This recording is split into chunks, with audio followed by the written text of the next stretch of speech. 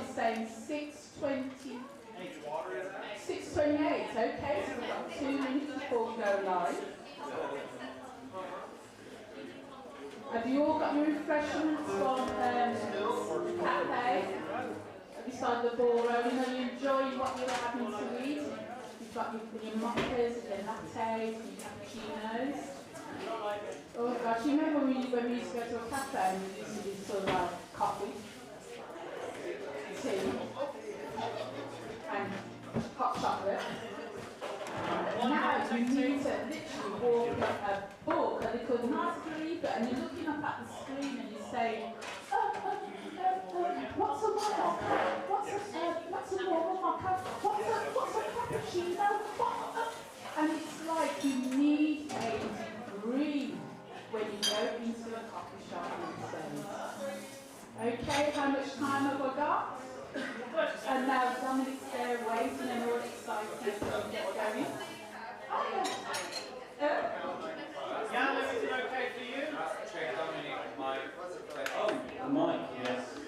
Dominic? I think so. Dominic's having a happy. I think so. There we go. 6:30. Take a team, are you ready? No, I'm not ready. We can bring that to you.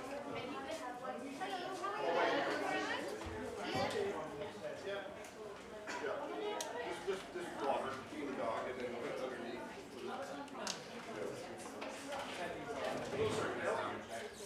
Okay. Tech team ready? Empress P ready? Yes. We are going live in 5, 4, 3, 2, 1. Hi!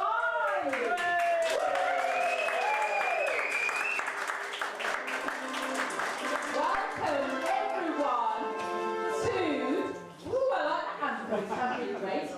Welcome to May's Evening of Creativity here at Oikos Cafe. Can I have a round of applause for everyone that's actually here? And can I have a round of applause to all of you out there watching us on our YouTube channel, the Castlevale Active, the Active Arts Castlevale YouTube channel, please. So welcome to everyone around the world. I'm Empress P, a fellow Erdingtonian, lover of everything heritage and culture in Birmingham and beyond. Erdington's Evening of Creativity, our regular third Friday of the month here at Oikos Cafe, invites artists from all backgrounds, musicians, poets, painters, crafters, for an evening of entertainment and artistic expression. Now, did you know it's our 9th anniversary tonight? So another round of applause, it's been 9 years. It's a break. How wonderful. Erdington Arts Forum Cafe is a network of people, groups and organisations who love art and want to see it happen in our local community. It aims to promote artists, musicians and organisations that promote art and well-being. We've got a great lineup of artists, musicians to entertain you. We've got stalls, we've got Simon, we've got Margaret, we've got stalls here selling products, we've got books on sales as well. Wow, wonderful. And we've got various other events that we want to promote. In Erdington, I love the sound of Erdington. It sounds great. So round of applause for everyone for being here tonight, in particular those of you standing here with me. And now, just starting, enough chatting from me, Empress P, can I introduce you to our first artist that's going to open our event tonight. His name is Dominic Crane. He's a singer-songwriter and he's been doing music in Birmingham, the West Midlands, since 1980. And he's got such a fantastic credential. And I've got him written down here, constant presence of Birmingham music scene since 1980. And he's been recording with the likes of, who have I got here? With George Ezra, Michael and Carrix, Sharon Core, oh my God, Nick Haywood. That's a lot, isn't it? But enough chatting from me, let me hand you over to Dominic Crane. Thank you,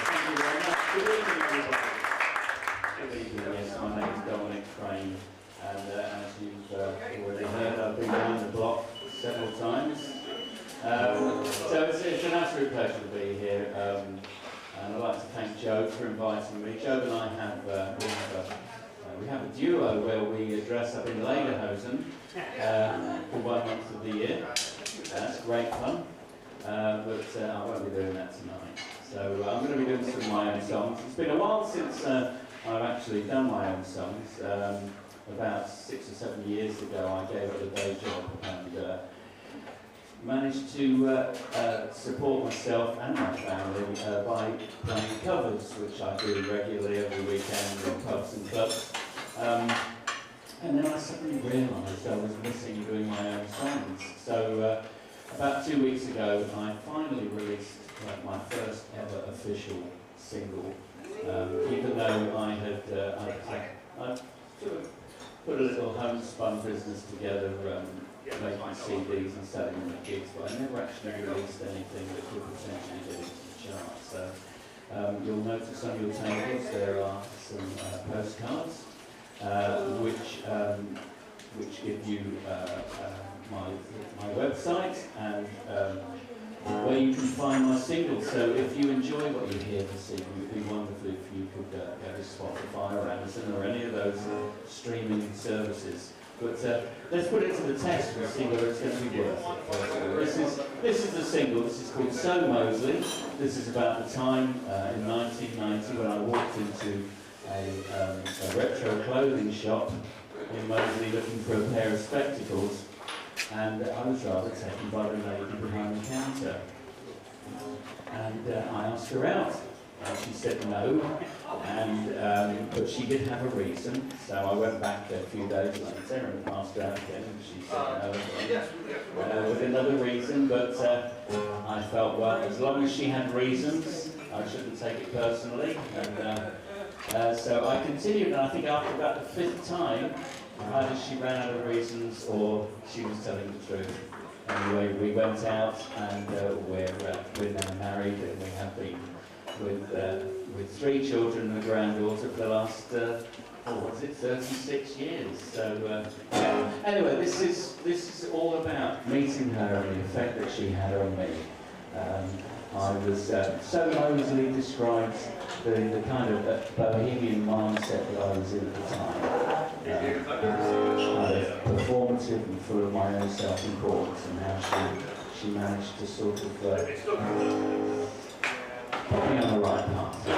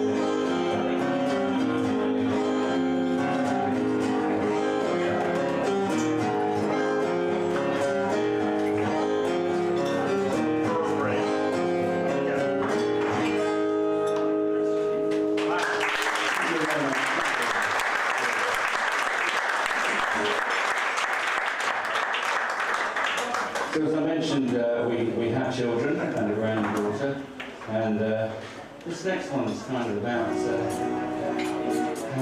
how you suddenly realise after a number of years of having children that they kind of hijacked your life. And so this is about grabbing what precious moments were available, and this is called Runaway Clothes.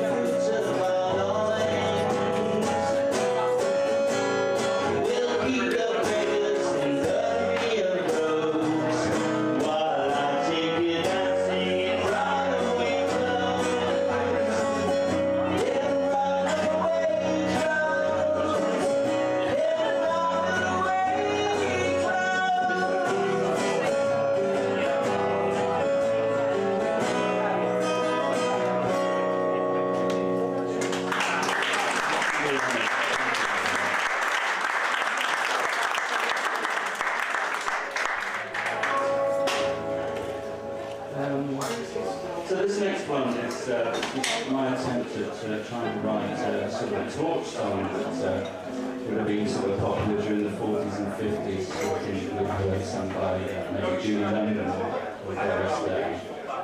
This is called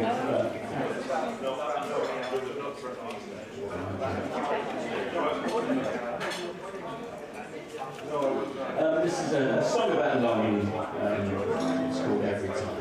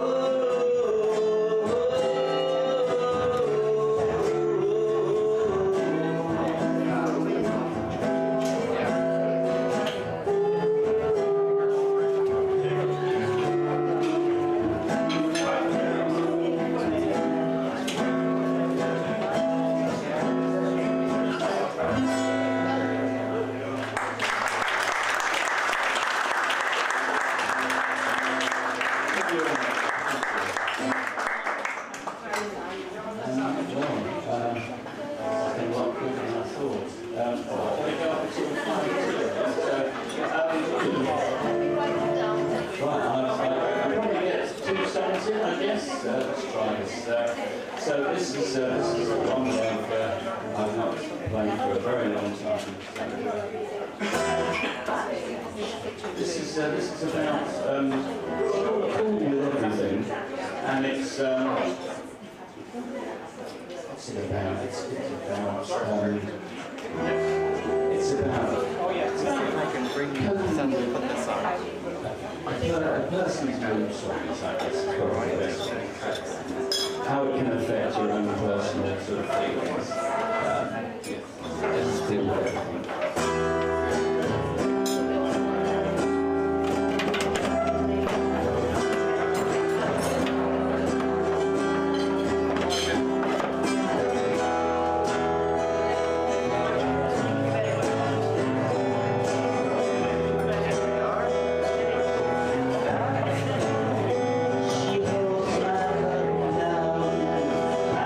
Wonders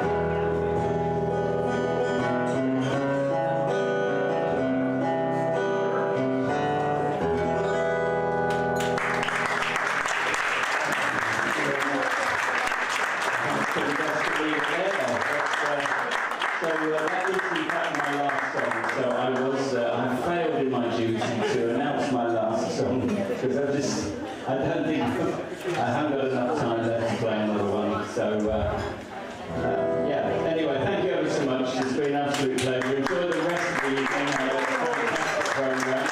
And please, if you do get a chance, have a listen to Stone Mosley on Spotify or Amazon or any of those. Thank you. Oh, can we have another round of applause for Dominic Crane? Really nice and smooth.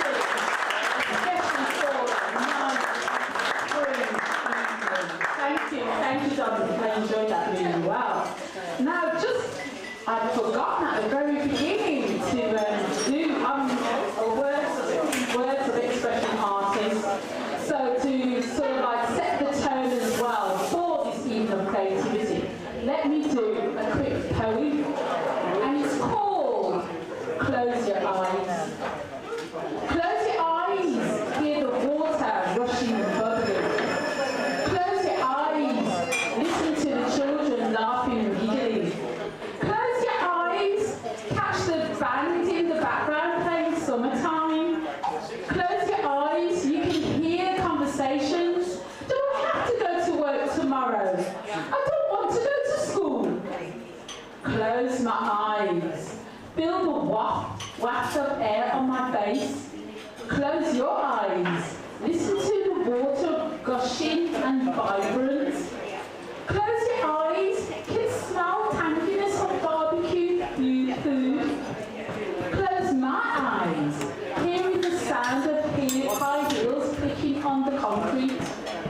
Close your eyes, you can hear different dialects. Is it German, French or patois?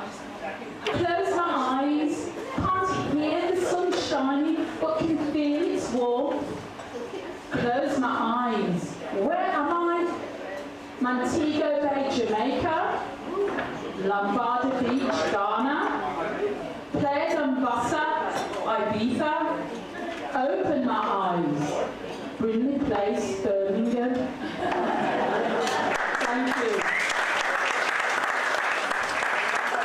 Okay, so let's continue with our great evening of creativity on this 9th anniversary. How many 9 years? I remember when we first started, and all the times when we still delivered an evening of creativity during the pandemic. So well done for all of you that supported us through all these 9 years, and new people are coming along today.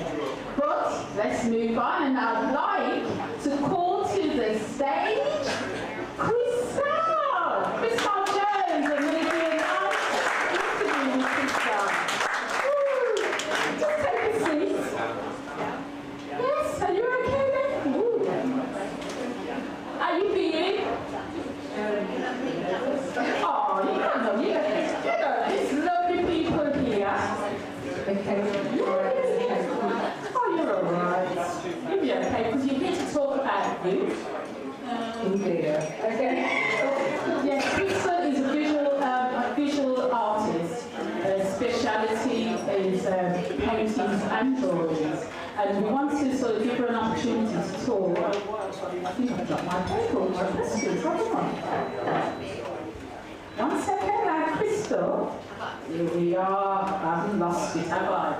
Now, as you can see, we've got some presentation of some of her artwork. Now, don't that look lovely? Give her a round of applause again, please. Wow, really, that's really nice. But what I want to ask you, Crystal, you must tell us what your favourite you love in a bit. Can you see one of your favourites there now? Well, actually, I mean, I like the first one, but one of my favourite pieces was a painting of a dog I did for my friend. Oh. And it's a weird thing because I think it was like the energy of doing that painting was like what I want to do for every painting, because I was so excited to do it. Like, I knew she'd love it, and it just worked out well. And yeah, it's a strange thing because it was a very personal thing, and it wasn't a monetary thing. I wasn't doing it to make money or anything like that.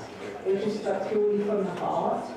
So I think if I'm painting from that point of view, do you know what I mean? I produce a better piece of work.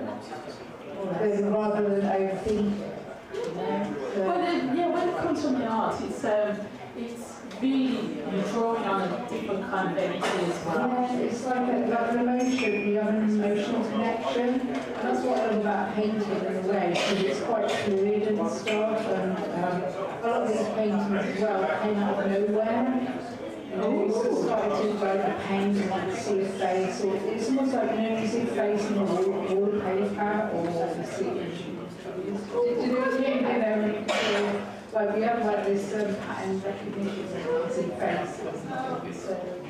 So they're drawing on that, and that's what I love about paint, the fluidity.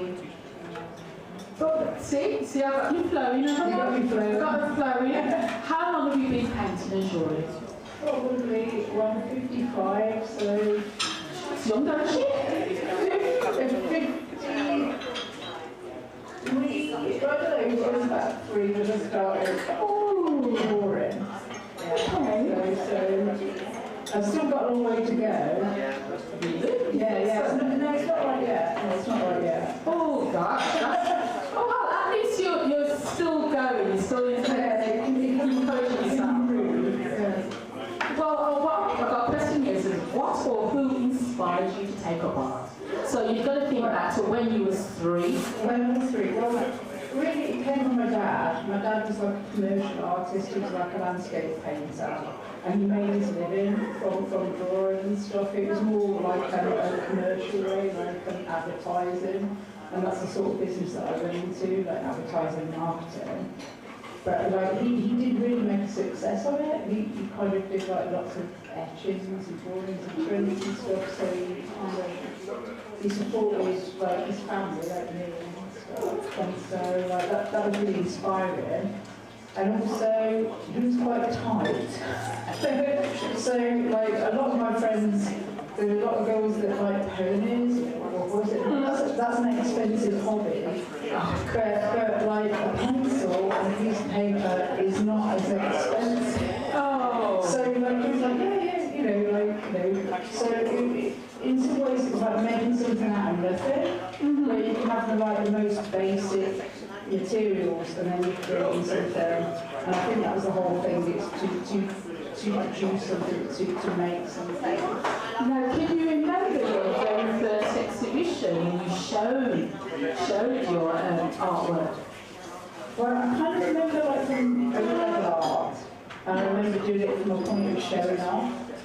Because that was the kind of like, trying to impress someone. I think in some ways that's kind of quite, there's a lot of who wrote the screen, the band, and he said he was writing for an English teacher that he wanted to impress. Do you know what I mean? And it was that kind of use, something you can use.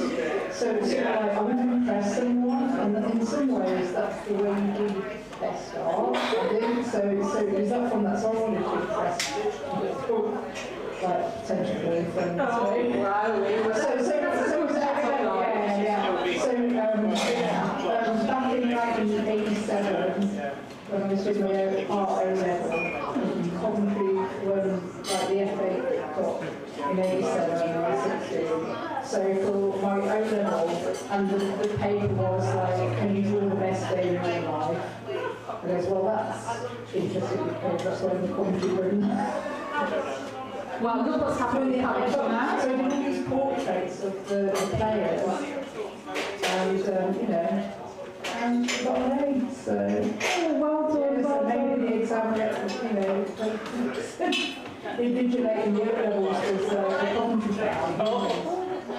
Well, one of the things I wanted to ask you, and you can kind of share this with the audience, how would you, what suggestions would you give any up-and-coming artists that you've learned today? What point, is there one thing that you say to them, say, well, this is what I do, and work for you? Okay, I've put some headphones in, and all the negative thoughts that you have about not making art, put some loud music on and play that and make the art.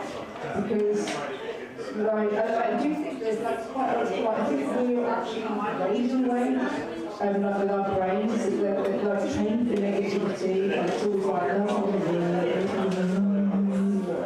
and you need to put loud music in and just get on with it. And it's kind of like, you got to like, it's motion as well. So I found, like, say, particularly after lockdown, I literally locked down. I didn't really produce any work for a couple of years. For me, that wasn't very healthy. So I think creativity is your health. It's your life. It's your life for us. You kind of want to keep doing it, even if there's no audience, even if you're criticising yourself, or it's kind of working through stuff. So even if you don't like what you're doing, just keep working because it's creating that momentum, and you have to trust that it will get better. And you get some good moments, but it won't always be good. Because it's like that, it's up and down. You can do something brilliant, which is amazing. When something goes well, it's just this is fantastic. But then equally, you can have days, weeks, and stuff where it's this is pretty average. But I think the trick is to keep working. And from my experience as well, with friends and stuff, people who have made a living or like that, they just carry on. So, and also, it's also to be take criticism, like water off a duck's back. It's true, because as creatives, we try and draw on the positivity, but there's time we do get negative comments, but then it's all about spinning it. Yeah. But one of the things I want to let the audience know by asking you, have you got any up-and-coming events or exhibitions that you want to tell us all about? Well, it just so happens, I've got some prints, paintings at the Highbury Theatre in Sutton Coldfield, and that's on now until the 26th of May. Okay. So you can check that out. It's in the foyer and stuff like the campsite and things.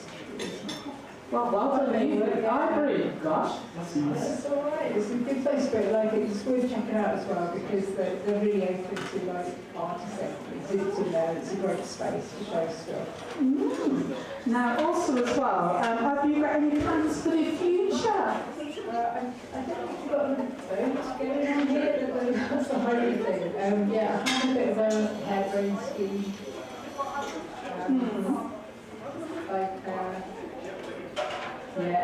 About a year ago I bought a boat. Ooh. Now we are. We're in the city, we're in West Midlands, we've got more canals and bays, so that's good. On the outside of the boat, because it's a narrow boat, I thought I'd put frames so it could be an outdoor gallery. Oh, that sounds nice. And there's also a nice deck that could be a stage where musicians could play.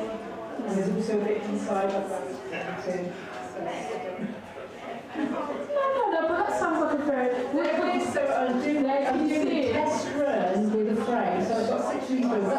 That's a stage there, so it's just play the guitar. I think there's enough room for a drum kit on that deck. So and there's going to the idea with that boat was I was getting frustrated because a lot of community centres are closing down. And I always created somewhere where it was a free space, it was like a platform to show art for free.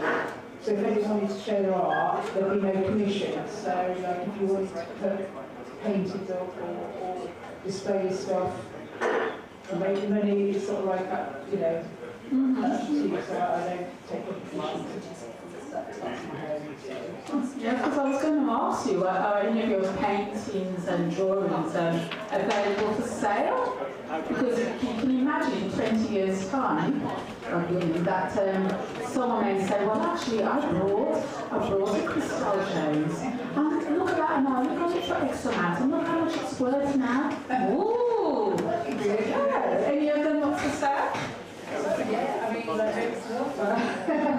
but this as well, it's like sort of demonstrating here. I went back to basics with these drawings, where I think people get put off with art. They think it's expensive, and that a lot of these drawings are made with tea or biro or ink. It's very. I use wallpaper, lighting paper, so it's cheap materials. I just wanted to be creative and stuff, and I didn't want to be too precious about stuff because if you spend a lot of money, you can't think, you don't want to waste this or whatever. I like to just make stuff.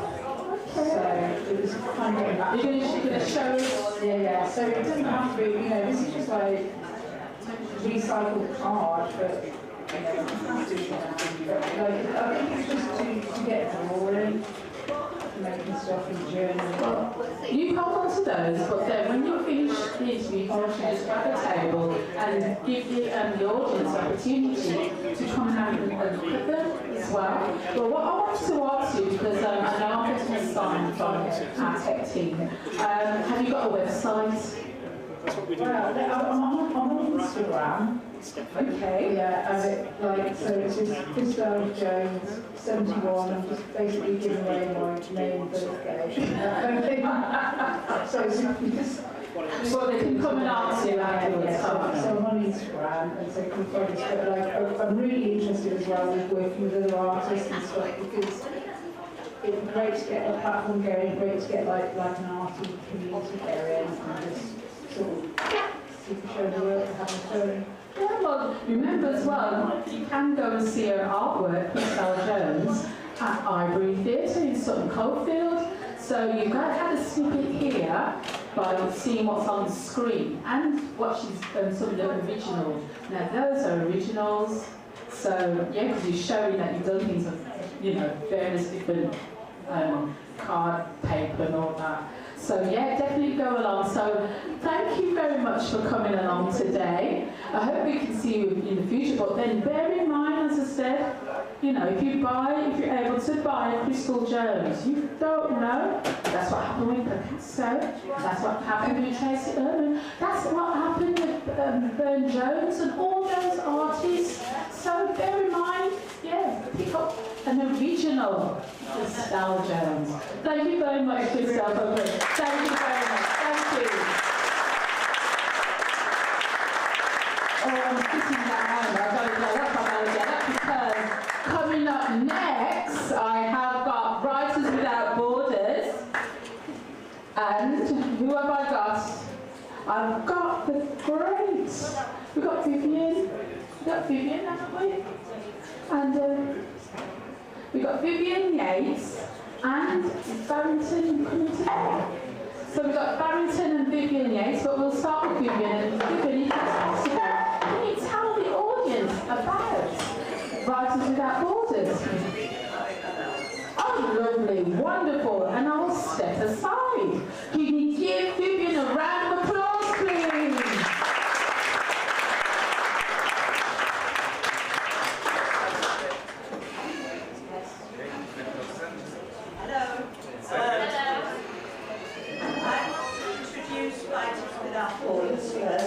We produced this anthology, which is for sale at the front desk, to celebrate our 25th anniversary last year. I'm going to introduce Writers Without Borders by reading a poem about it. Founded to welcome writers recently arrived in our region. It was back in the year 2000, at the onset of a new millennium, that Writers Without Borders first met. In the library's lovely Shakespeare room, refugees sat alongside residents.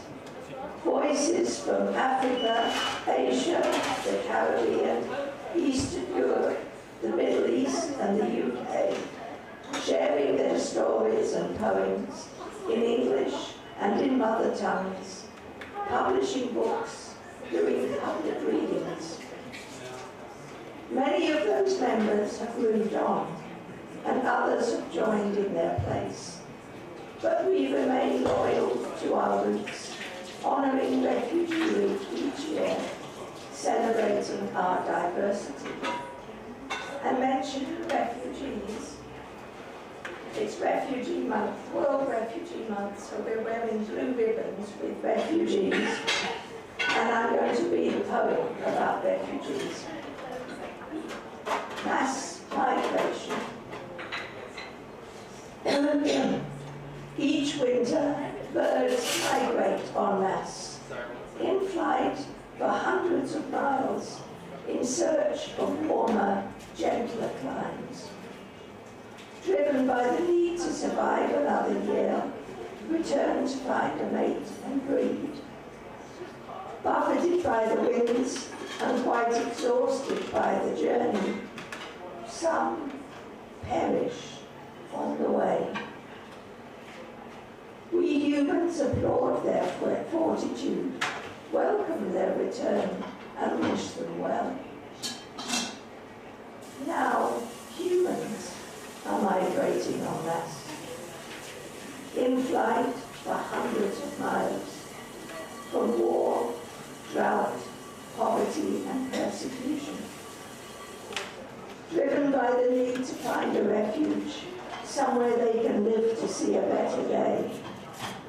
Packed into overcrowded, rickety boats, braving the elements and the oceans, some perish on the way.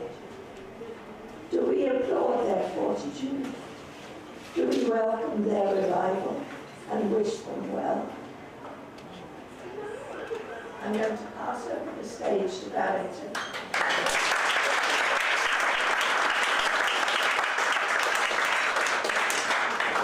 Hello. Hello. Good evening. It's sunny Friday evening. Thanks for coming out to support us all. I'm conscious that I'm behind the box. Thank you.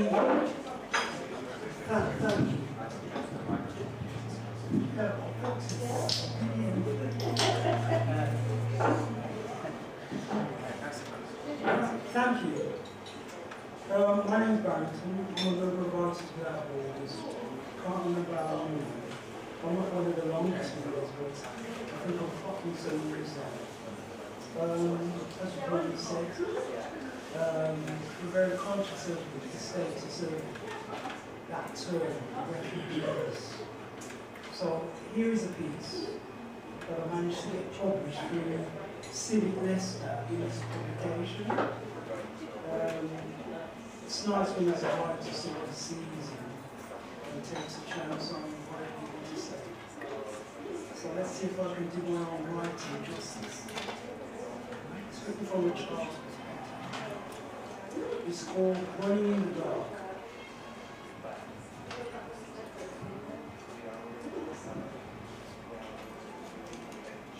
Yeah, okay. Running in the dark, running in the lights. We're running, don't look back, behind this painless strife. We're running not to get caught.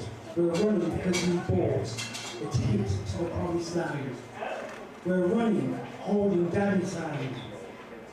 We're running, no time to stop to pick up that precious doll I dropped.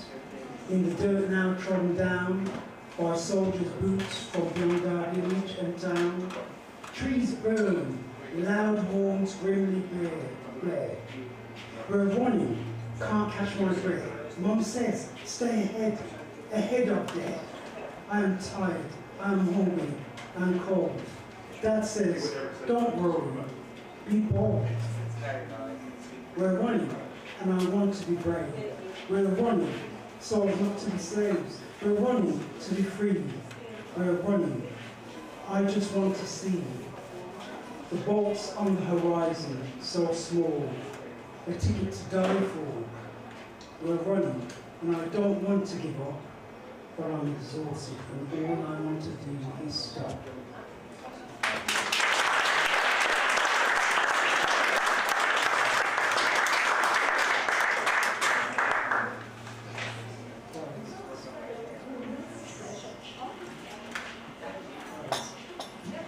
This one is called Invisible Island. I don't know where half of these words come from. Invisible Island. Up and down my world moves with a swell of the tide, dark skies, threaten innocent lives. I live on a forgotten island, surrounded by others like me, who have nothing. No longer recognized by instinct as human beings, but just as folk people. No names, no passports, no refuges, in those spaces or places built to welcome the greatest wealth. Generated by us the meek. We starve in our land, lose and grow weak from the world's prosperity. How could we be stripped of our birthright to be regarded as now on humanity of light? Soulless beings sailing the seas, no welcome as prime ministers, politicians and presidents. Sun-soaked seas, we are told, for our basic survival we need to repent. Sent back on a red carpet of power remains as the world's TVs look on. Hot dinners placed on trays from comfortable sofas in geopolitical spectrums, we have no say. Our stateless islands worldwide trail, and so we voyage on the rest, unassured in the face of inhumanity, hoping for a brighter day, awaiting a welcome for you and for me to stay.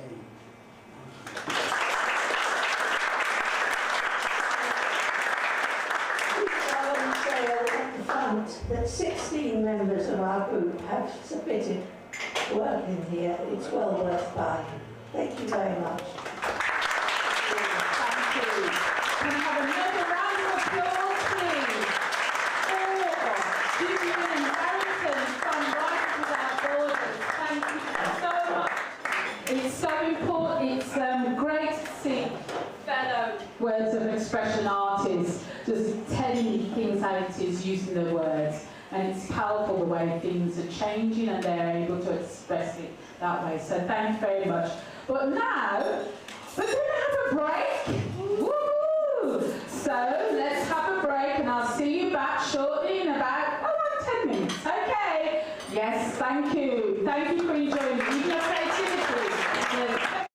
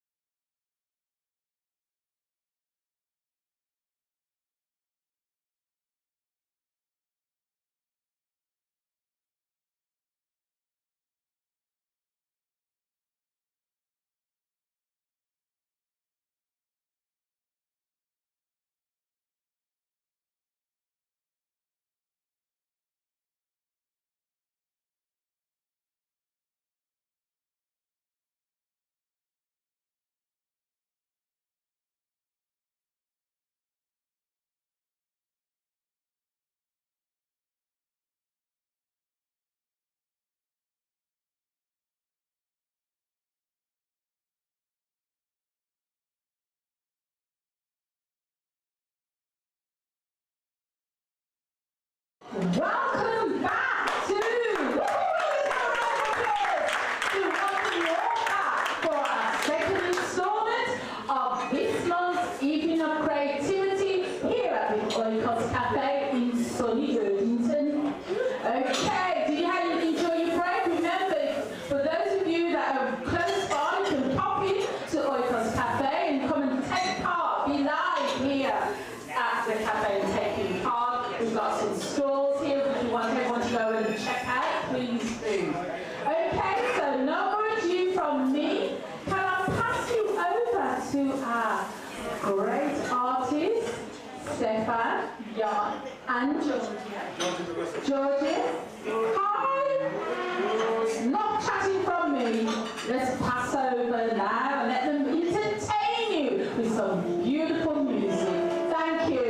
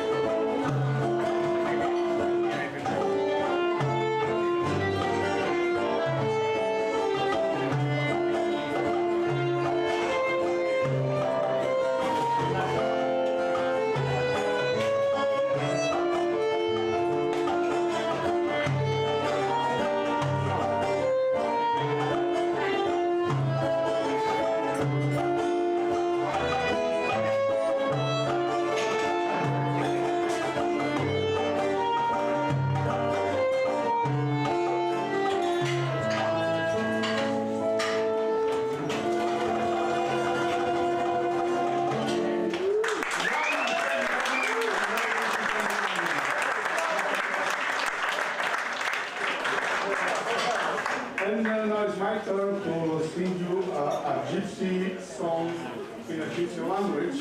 Yes, I'm 100% gypsy because I am not acquainted like a normal gypsy. Basically, the song says how everybody says, they both happen exactly, and why do they say it like this? This is the word. And he says, you, the beautiful girl, you make my brain as a soup, and I get sick. So he gets in love. Basically, this song, in the old times, people, they sing it when? On the day of the marriage, when the husband has to go to the house of the bride, they are going with the whole musicians and whole guests. They are going to collect the bride, and basically it's a sad song with a happiness, or a happy song with sadness with it. Because the girl, she is going out of her house, she does not belong anymore to her house, she's supposed to belong to the husband's house. This is why this is a song with sadness and happiness in it. And I'm going to try to introduce the atmosphere, how it's going like. But I have to go more gypsy now.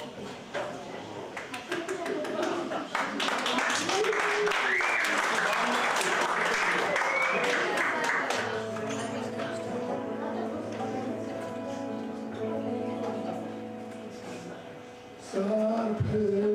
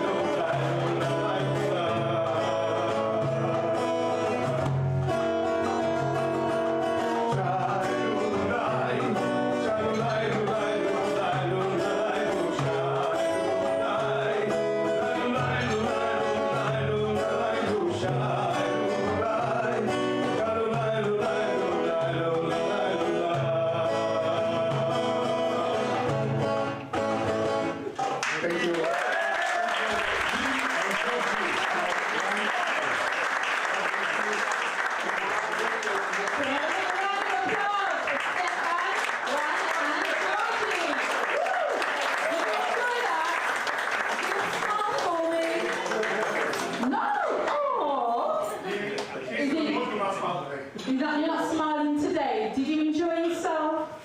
Everybody, did you enjoy the performance?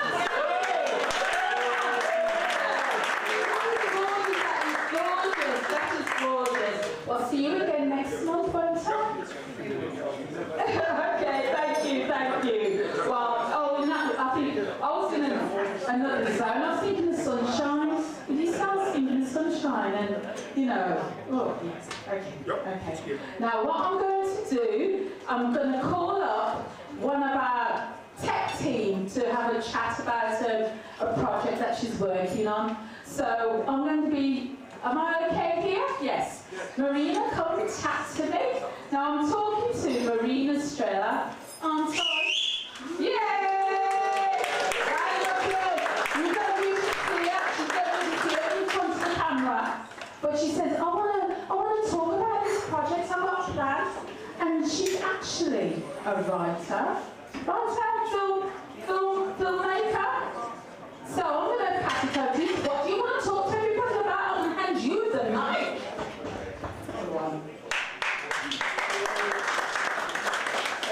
So I'd like to talk about film I wrote and I'm going to produce.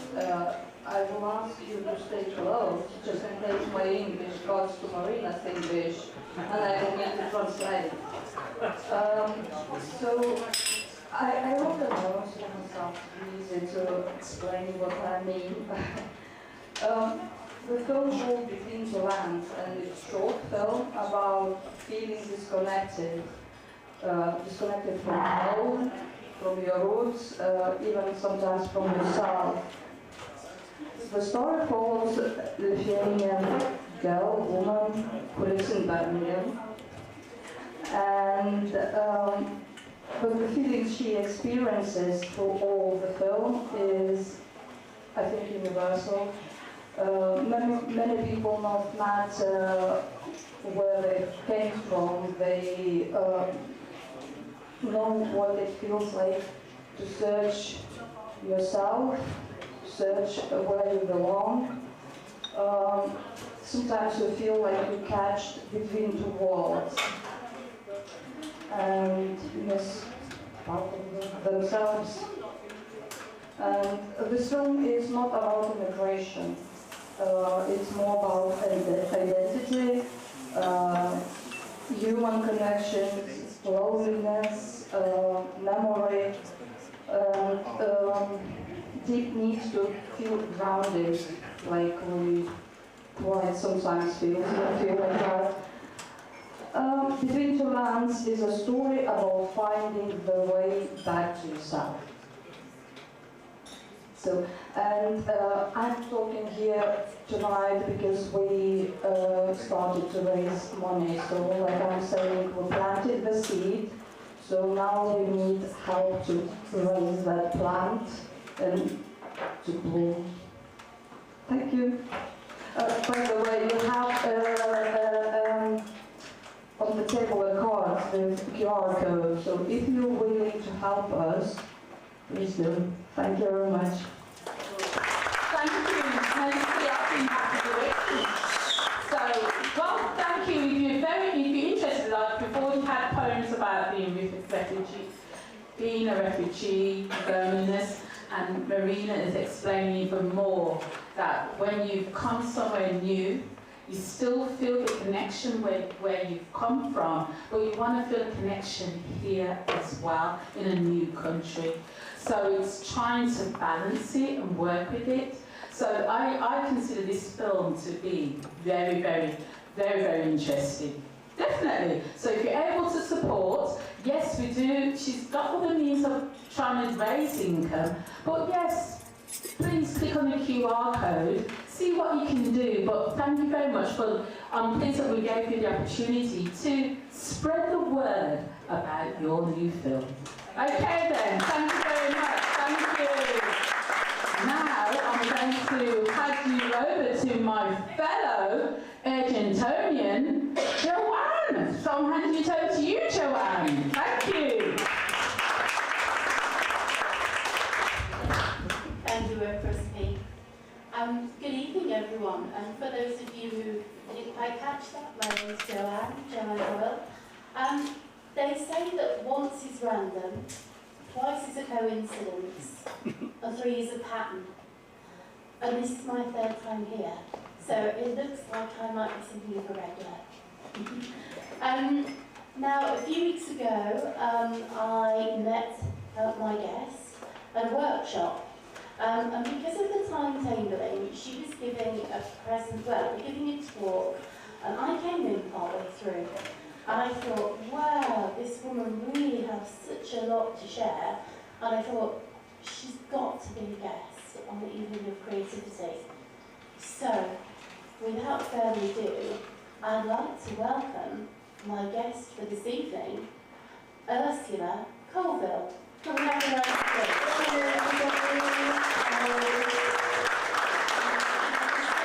a really big and warm thank you to Joanne here for providing this wonderful opportunity to come and talk to you tonight. And hopefully, because I know usually things like this talking about music librarianship and music archives, that kind of thing, I'm going to try and make it as interesting as I can for you. So I'll wait for Joanne to ask me my first question. Sure, yeah. Actually, Ursula, there's just so much that you've got to share, so keep listening, everyone, because this isn't going to be highly technical and boring. So actually, your life has really been shaped by music, both as a performer and also in your role at work, preserving musical history and heritage. Now, some people might not have heard the word musical archivist, so for those who are coming across the term for the first time, could you give us a little bit of an idea about what a musical archivist does day to day?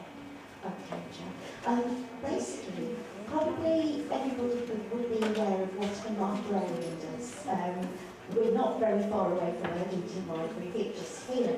But a music archivist and a music librarian, their role are very, very similar. I mean, I would say that probably the music librarian has more face-to-face contact with just anybody who's coming in for whatever reason, if they wanted to actually borrow some printed music from the library, if they're doing some kind of project, or recordings, all sorts of things. You would probably just think of going into the central music library to actually borrow the scores and the recordings. But a music archivist, it's more or less the same kind of thing. You're building up a resource, that's basically what it's all evolves around. So that the resource that you create, usually it will probably be something that's historically been around for a long, long time, and you're just maintaining it, you're adding to the collections, you're preserving musical heritage, making sure that you've got a whole wide range of materials available, so that anybody who is planning to do a concert or wanting to do some research or just be interested in particular aspects, they've got that resource there ready for obtaining the materials they need. And the archivist is there very much in the role of helping that person to find and locate exactly what they want.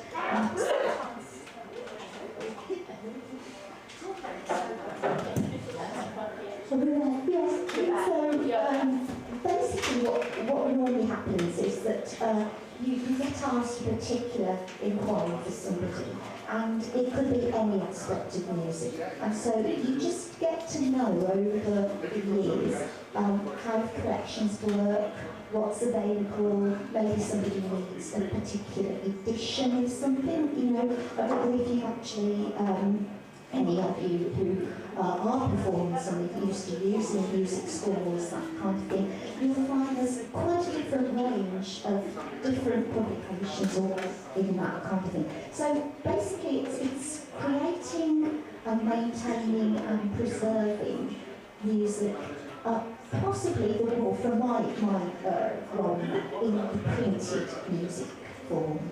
So I hope that explains more or less what that involves.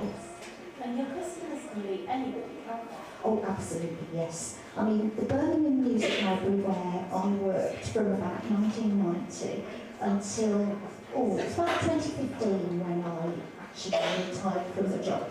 So at any point of the day, if you were on the inquiry point, you could have absolutely anybody come along to the counter.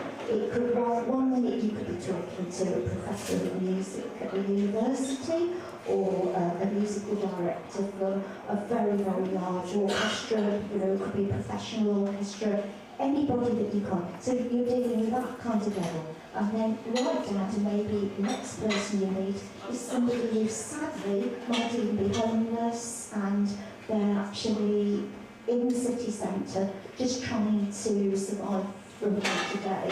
And because obviously the music collections we had a public listening post, and people could actually come up, and if they wanted to listen to recordings or that kind of thing, you know, we had a half-hour session for everybody who wanted to do it. So it ranged, as you can see, there were all sorts of things you could have. I mean, people were also wanting to identify tunes. So funny, because you know, the telephone would ring, and every single time you pick it up, you always get a different inquiry. And it was somebody, hello Music Library, this is so, I've just been singing this little song to myself and I've forgotten what it's called. And then they'll sing it to you. And so you're scratching your head and you're thinking, oh, that sounds a little bit like like Elvis Presley. No, it's not. It's the Beatles.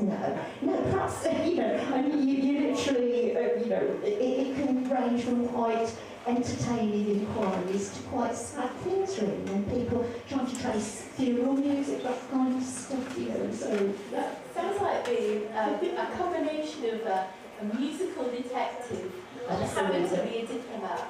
Yes, and all the whole, everything from in between. Yeah, absolutely. If we can think a little bit more about you, I said in the introduction that you were a performer as well as a musical archivist. Can you just tell us, about your experience as a musician? Yeah. Well, basically, I suppose because I grew up in a family that were all musically based, a lot of my relatives, my father, he was a pianist, and he also wrote music for the piano. I very luckily still have some of the scores that he wrote going back to about the 1930s, we're talking here. And so a lot of my family, his brothers and sisters, and my uncles and aunts, they all played different instruments. One of my uncles played the cello, and they played the harmony. My father, as I say, was a pianist, so of course he naturally wanted me to start to learn the piano, but being very rebellious, like I was at the time, I thought, no, I want to play that.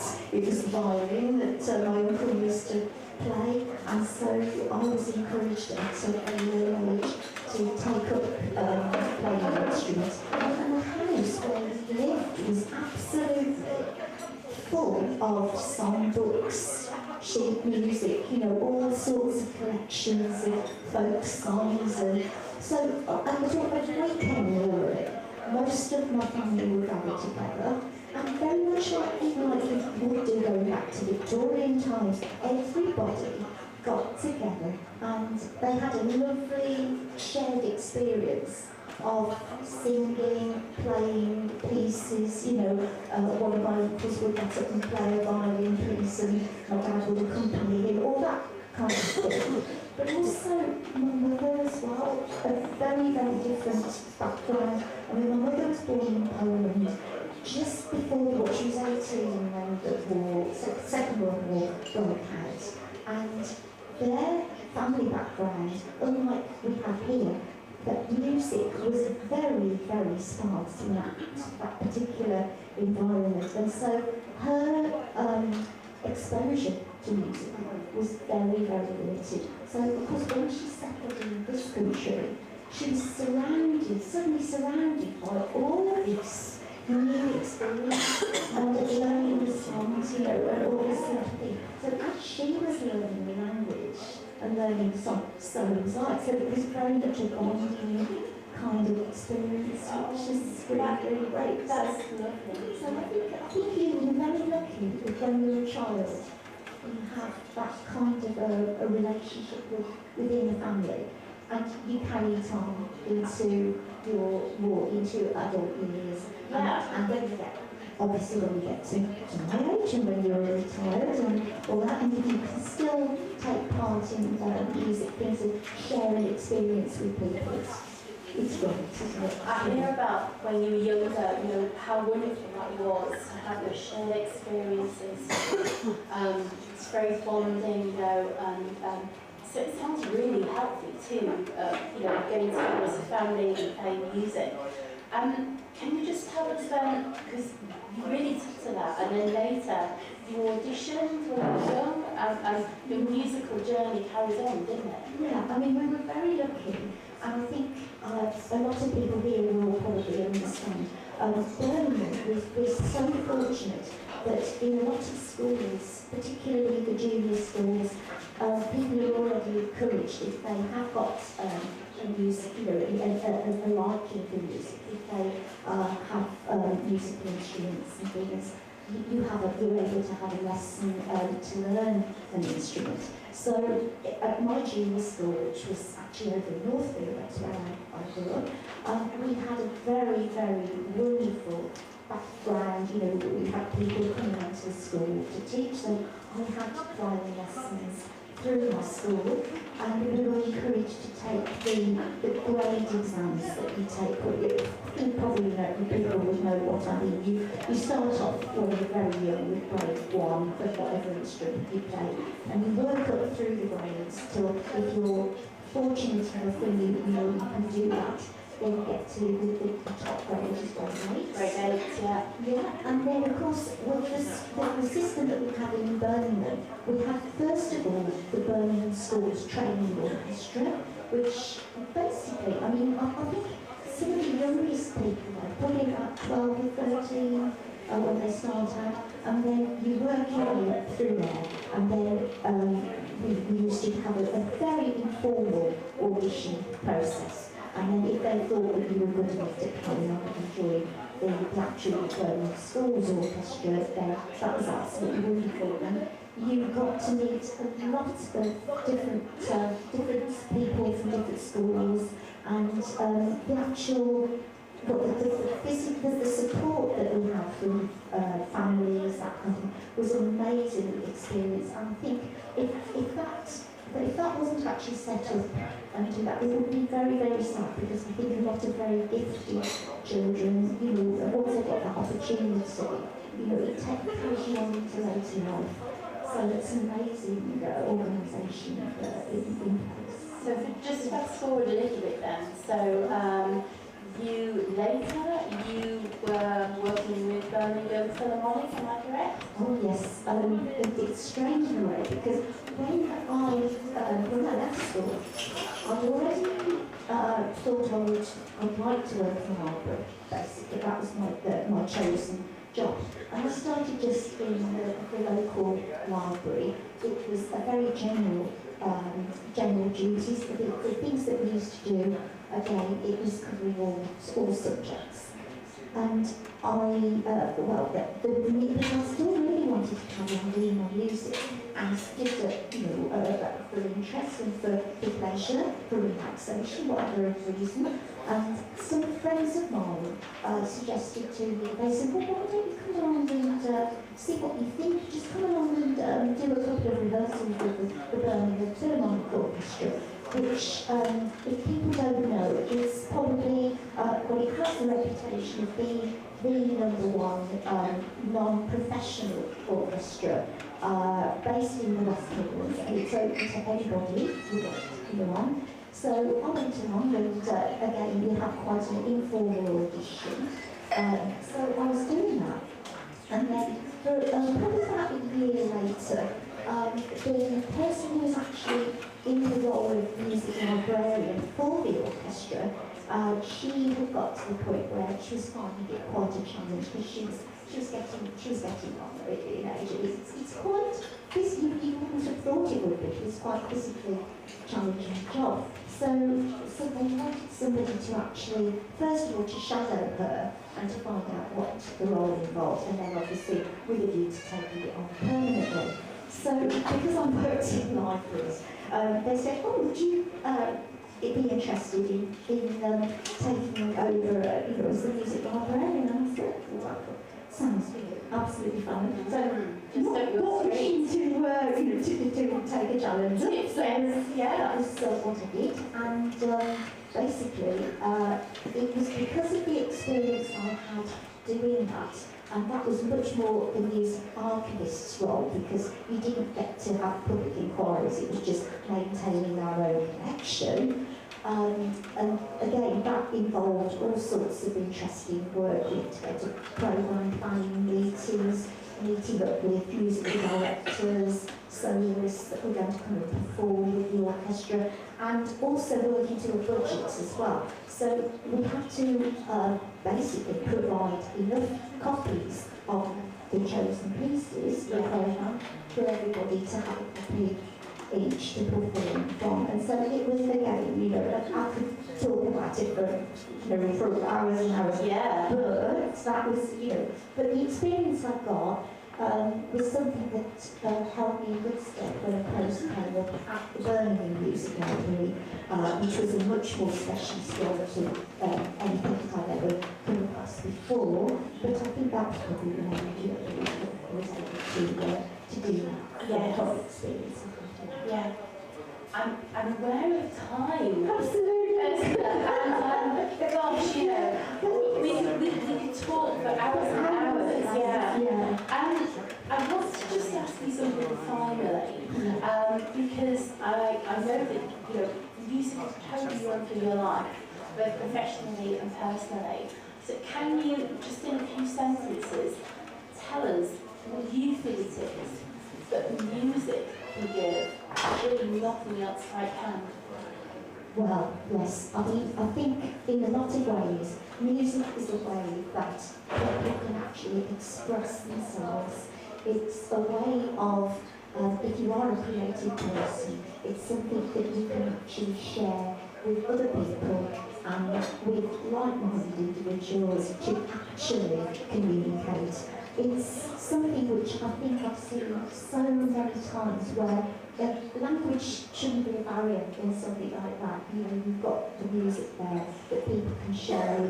It's wonderful that people from different cultures, different backgrounds can all get together. A little bit like we're doing tonight. You know, you get people from very, very different walks of life coming along, and it's a wonderful experience that actually can, well, it can trigger emotions with people, it can help, and a lot of things that I know, particularly with people I work with, but one lady in the room over there is Ali, who I work with a lot, you know, we're very, very anxious to use music as a form of therapy, because it has helped to reach out to people. Also, I think when it comes to inclusivity as well, you know, if you've got a piece of music that you're working on and you've got people who can read music, then it's a very easy way of people all joining in together. As a group. Yeah. And it's inclusivity, isn't it? Exactly, and bonding and expression, yeah. Ursula, I'm going to have to finish because we've got so much to get through. So, thank you so much. Would you join me in thanking Ursula for coming along and sharing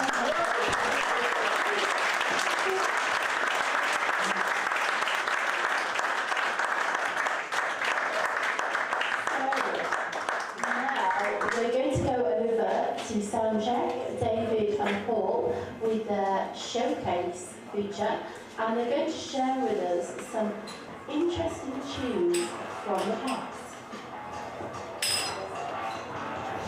Hello there. Right, we're glad to know that Paul and myself aren't singing tonight. We're going to feature a piece of music we call our little track spot a soundcheck showcase. Our other spot when we sing is a soundcheck earplugs. Anyway, tonight's soundcheck showcase features Walter Carlos, an American pioneer of electronic music. He was born in 1939.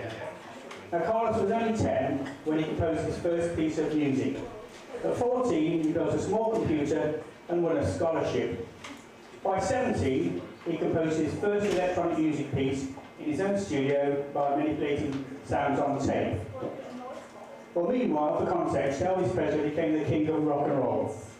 In 1962, Telstar, an instrument by the Tornadoes, put electronic music on top of the UK charts. And the BBC's Radiophonic Workshop created the Doctor Who theme, which is another landmark electronic recording. And in 1966, we heard the spooky, waving sound of the theremin on Good Vibrations by the Beach Boys. By then, Carlos had teamed up with electronic engineer Robert Moog, inventor of the Moog synthesizer. They fed the mono Moog sound, note by note, into a custom-built 8-track tape recorder, assembling the music layer on layer over many months. This process really was a labour of love, similar to how the first cartoon films were made, sequencing thousands of images frame by frame. Their collaboration produced Switched On Bach, which is an album of classical music played on the Moog synthesizer. Switched On Bach held the top spot on the classical music chart for 3 years from 1968. It's the second biggest classical music record of all time. Walter Carlos actually underwent gender transition to become Wendy in 1972. by a called Wendy.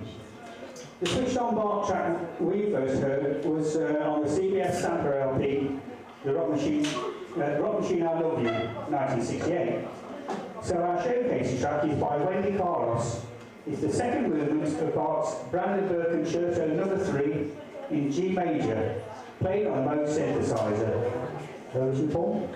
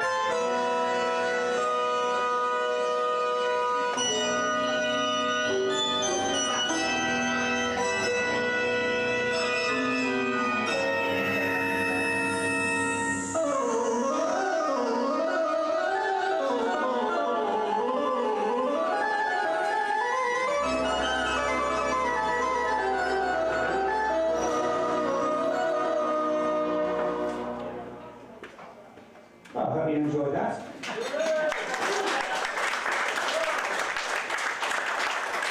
Switched On Bark inspired many famous musicians to experiment with Moog synthesizers, including the Beatles, Stevie Wonder with Margaret and Cecil, and Tomita, who recorded Debussy's music on the synthesizer. And you'll know Giorgio Moroder created the rhythmic electronic loop running through Donna Summer's great disco hit, I Feel Love. Then we might have later on, for the next break, we'll perhaps play Who's anthem, which Pete Townsend edited an improvised synthesizer loop for, the intro and the backing track to Barbara O'Reilly. But I'm going to hand you over now to Empress P. I think it's so important. Thank you very much. I'm not sure which team you are, Paul or David. David, thank you very much, David. Let's have a round of applause. I think it's so important that we talk and we hear about heritage, about history of very. I can talk about history all the time, but not now. Because I've got, they're up now. We've got the Writers Without Borders, our second selection of poets. I've got, is it Amida? And I've got Fiona. I'm going to hand it over to you as quick as I can, okay? And we're going to hear some more poets showing you and telling you what they think about certain situations that are happening in their life, through their own personal experience. So I'll hand it over to you. Okay, let's have a round of applause, please. Paul, welcome to that border. Thank you. Thank you. I'd like to dedicate this to Vivian, who inspired this poem, and it's called Picnic Camp.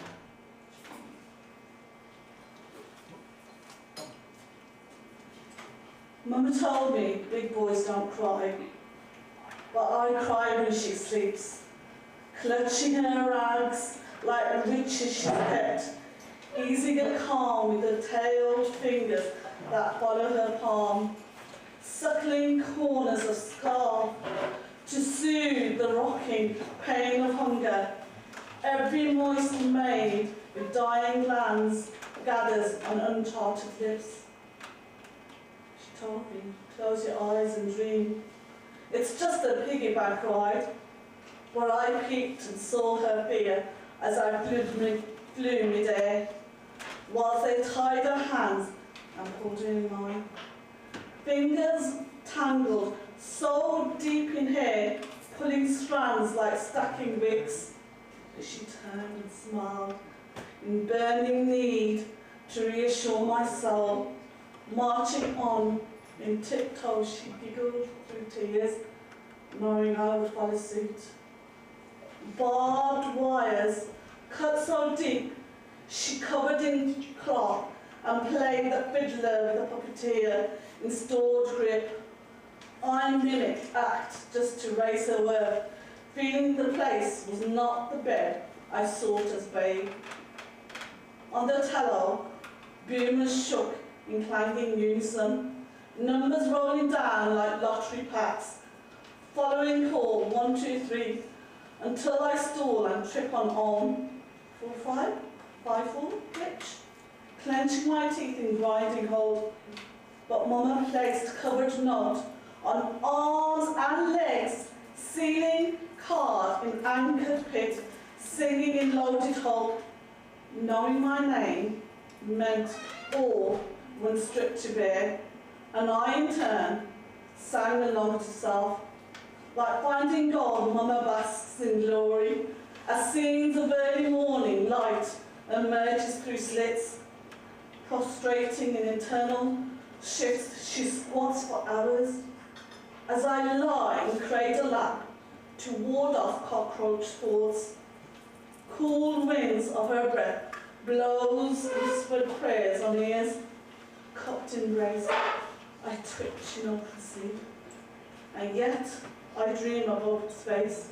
Here I can leave the maze of legs that greet me every day and roll in mischief, splashing to refresh instead of dashing to the crest of horror soaring through drowned voices, hiding in nooks and crannies rather than crumbling corners scratched in desperation, where I choose pets rather than they choose me.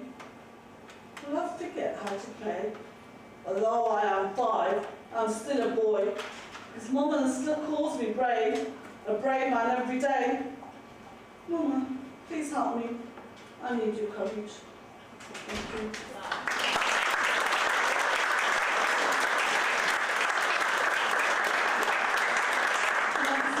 Our next poet, who's Fiona, who's always back and forth in Greece and in England, so this is our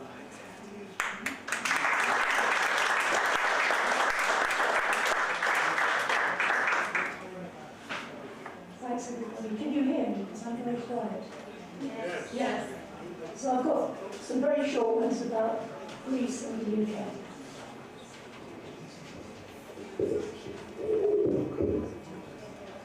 Thanks. Is that better? Yeah. The first are about the UK. It's called birches.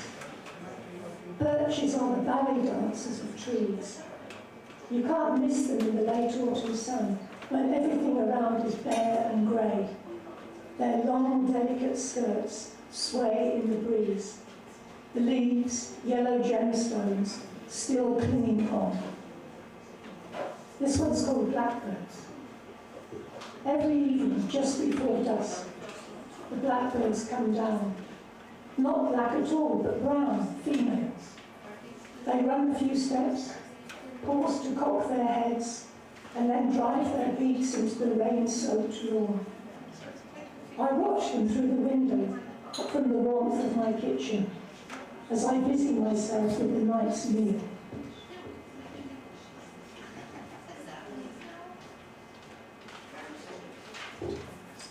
This is about a refugee I used to teach. I was an ESOL teacher. It's called Aisha. I'm here for the children. They wanted a better life. If it was up to me, I'd have stayed. I'd have died there. They could have buried me under the cherry tree. How I loved that tree. It never failed to turn the whole yard pink in spring.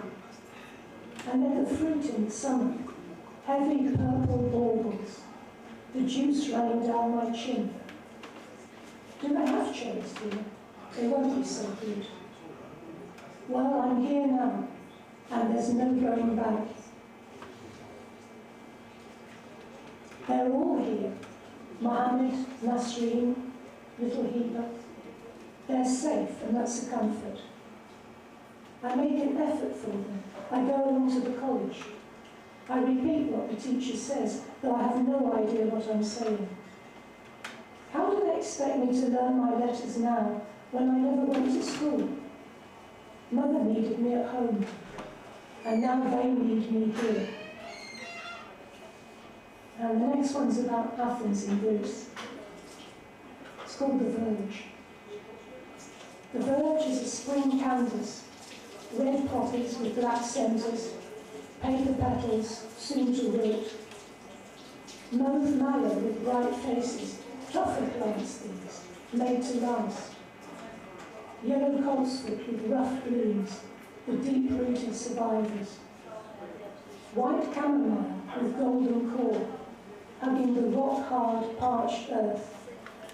Every year they give a show, dazzle us briefly, and then fade. I think I'll just read one more.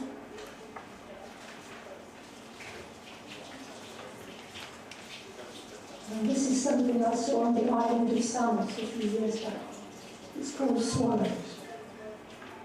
The swallows in the supermarket swoop at full speed over shelves of suntan lotion, shampoo and biscuits. The first arrived in March and perched each night on the icon of the Virgin next to the till. He must have seen me staring at their aerobatics, how they aim for the exit with red arrow precision. When I came back down to earth, he had the smile of a saint who found a fellow worshipper. Like a proud parent, the shopkeeper showed me photos. 5 chicks in a row. At first just bits of grey fluff, their eyes shut. Their over large beaks, yellow gashes. And then later, the sleek, dark form of the adult bird. So that's us from Writers Without Borders. Don't forget, we have got anthologies, new editions. Thank you.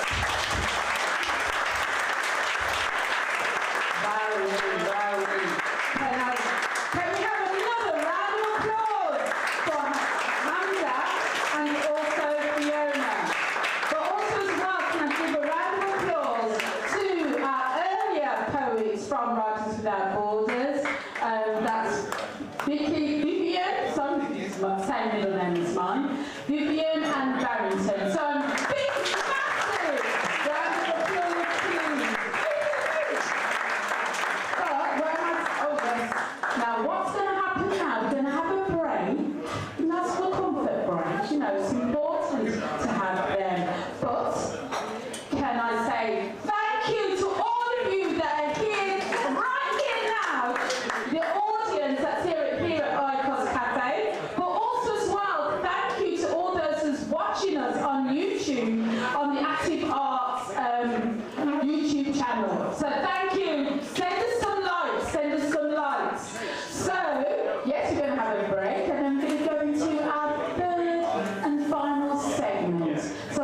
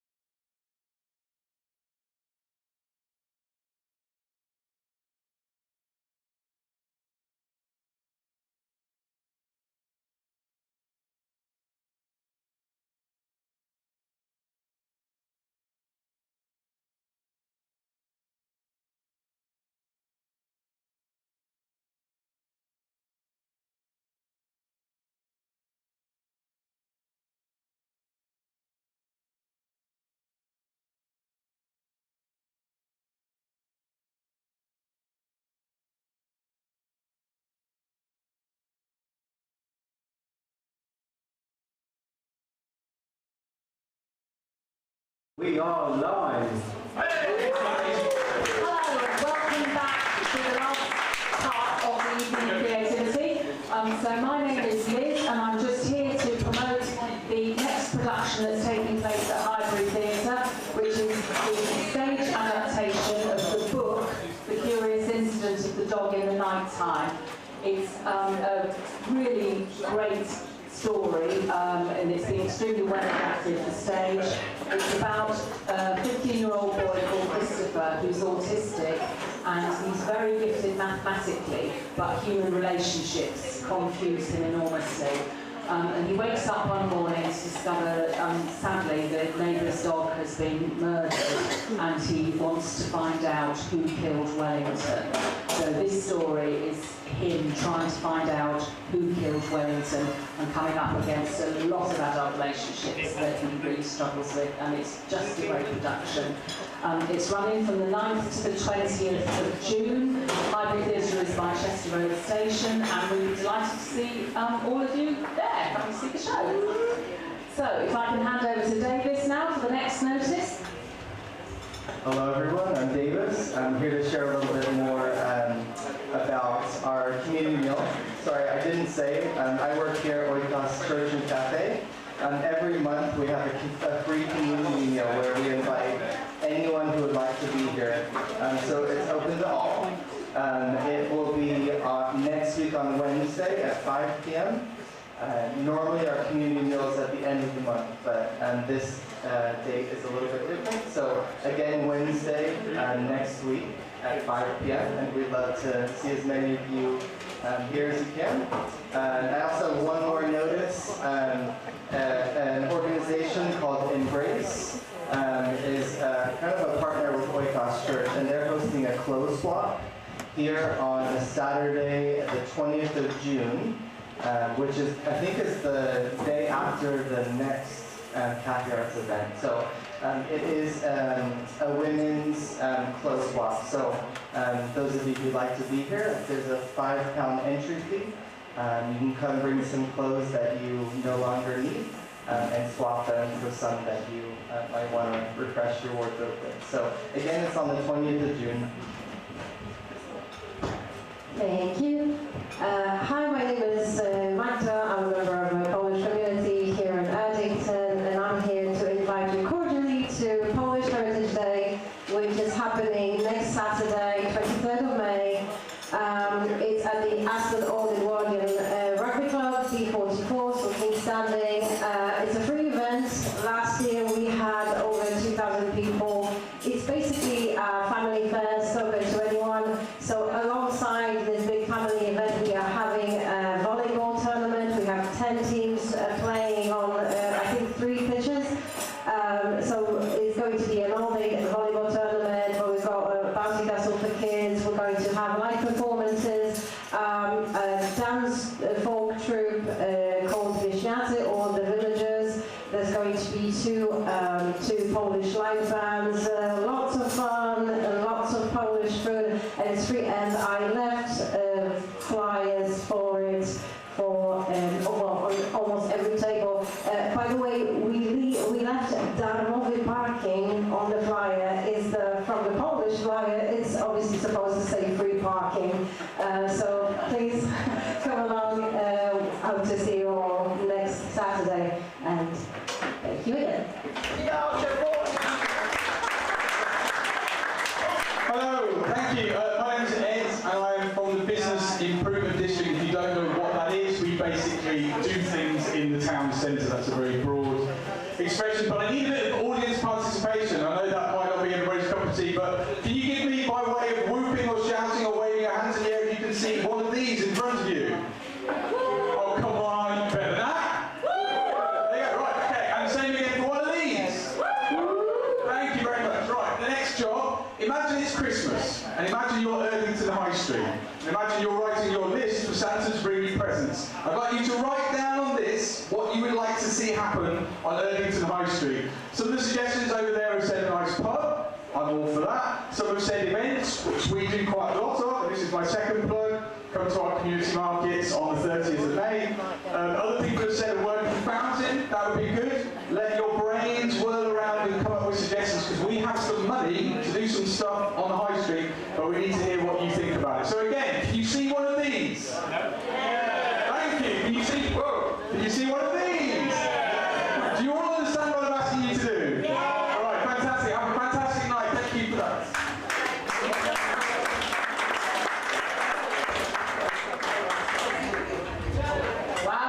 Well done. Now I'm going to hand you over to another internian, Joe. Well, thank you first of all. Can we hear it for our amazing hostess with the mostest, Empress PMBE. I want to say a huge thank you to, I just like people on the spot here, that's what happens, I've got that power now.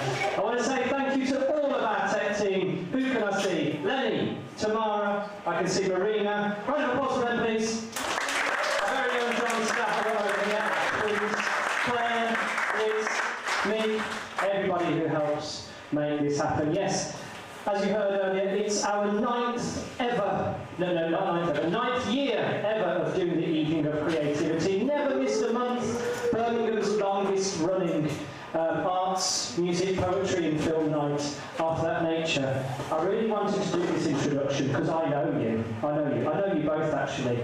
I wanted to give Collective Sleep a little shout out here, our headline duo, because Zen has supported the night many, many times. He's performed, but he's also helped, volunteered on the tech team as well. So we're really, really happy to give you this headline slot, but also to say that talent's easy. There's a lot of musicians out there that do talent. Talent is like the bare minimum. But to understand the community and get involved with community events, that's the next step up, I say. So there's many people that are here supporting, helping out, and that's what we're looking for. So if you want to get involved on sound, front desk, behind the cameras, please get in touch. Without further ado, Zen, I'm going to hand over to you. Can we hear it for our headline act, Collective Sleep? Hello everybody. I knew you were right. Guys, are you alright here? Yeah! Okay, we're going to play some soul, funky vibes for you. A bit of rock, a bit of psychedelic rock, and hopefully it will send you off into the night. I'm Zen, this is John Milan, and we're going to play some of our own tunes, so we hope you like this. This one is called Walk With Me.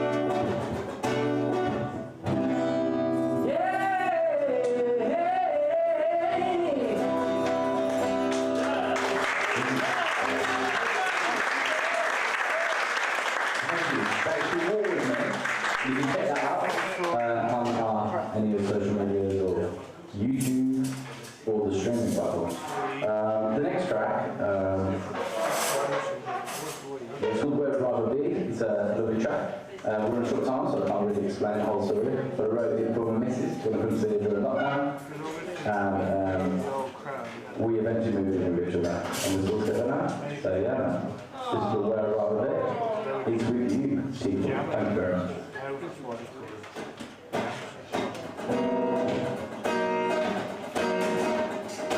Take it away, John.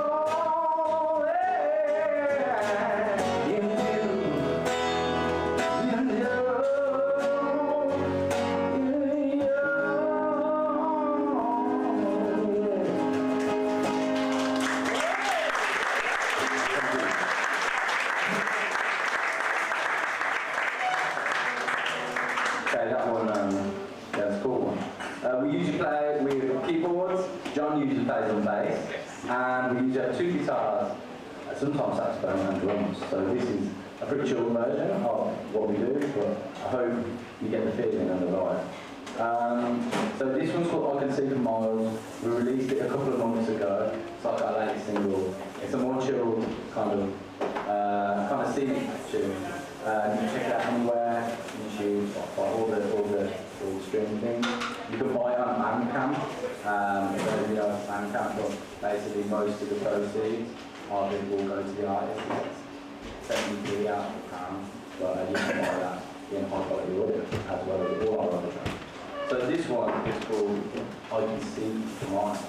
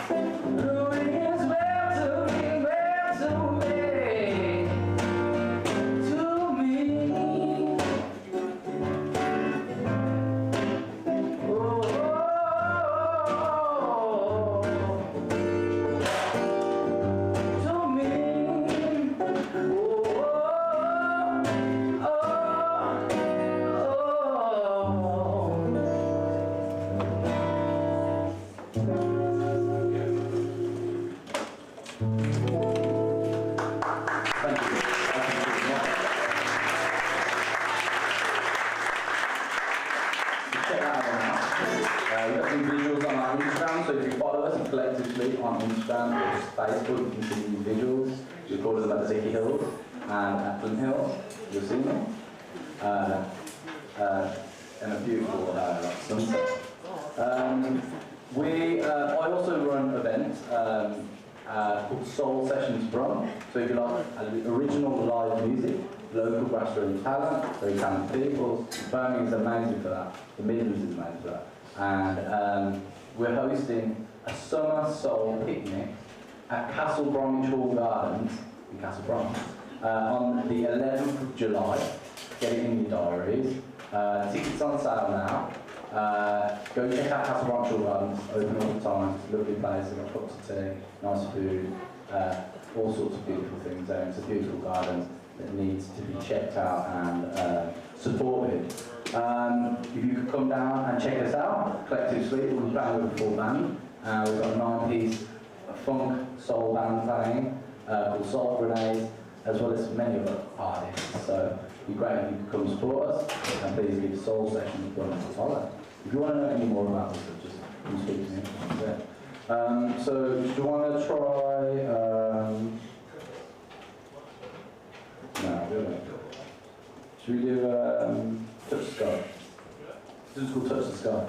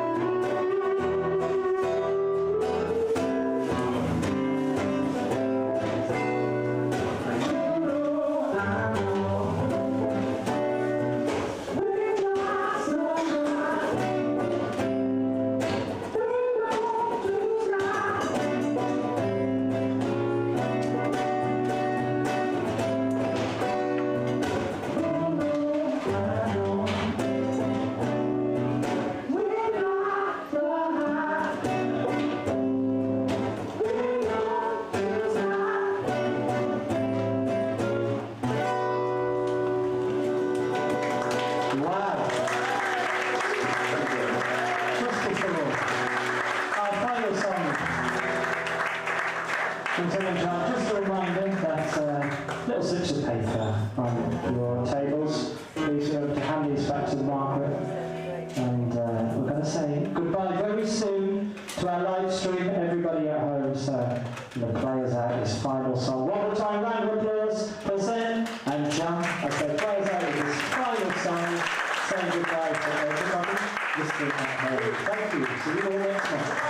Big thanks to Joe. Thanks to Noise and Joe Sullivan, people.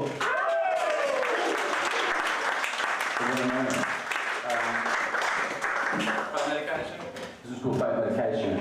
And this one is say no, no, no, just a man.